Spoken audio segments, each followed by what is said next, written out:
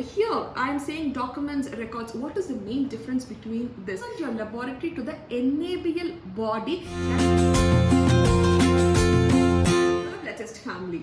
In our last video, we had seen about the benefits of taking an Nabl accreditation. In this video, we're going to see what is the process of going into an Nabl accreditation.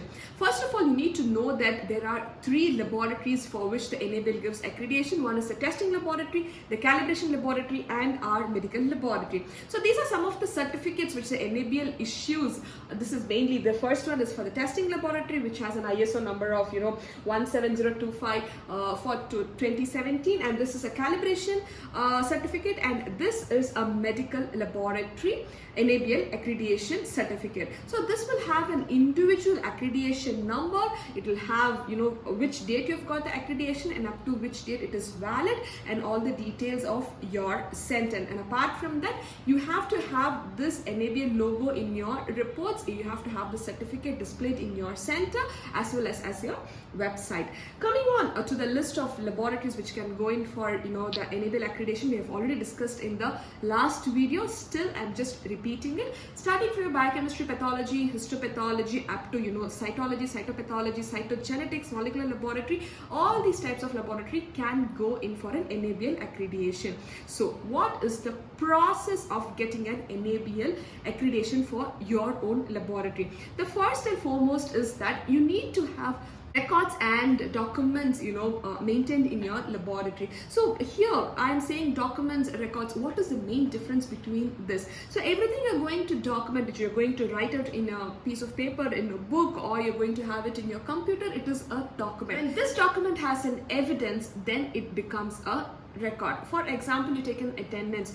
Just writing in the attendance register is not going to work out for an Nabl accreditation. You need to electronically record the attendance of your technicians for an Nabl accreditation. Similarly, for a QC, just writing that this day a QC was done, the next day the QC was done, date, time. No, that is not enough. It has to be recorded in the automated system of your laboratory. That is, your automated machine has to send it to the computer, to the integrated computer, that yes, there was QC done, and the calibration. So all these records and documents need to be maintained in your laboratory. And if you're not able to do it alone, if you don't have, you think there is a little bit of competence issue of yourself doing the Nabl process, you can of course take Nabl assistance. There is Nabl consultants available throughout India. You can take their assistance also for this process. So initially you need to go in for the application. So for the application, you need to go into the website, and this is the website in which you can download your application form, the Nabl website.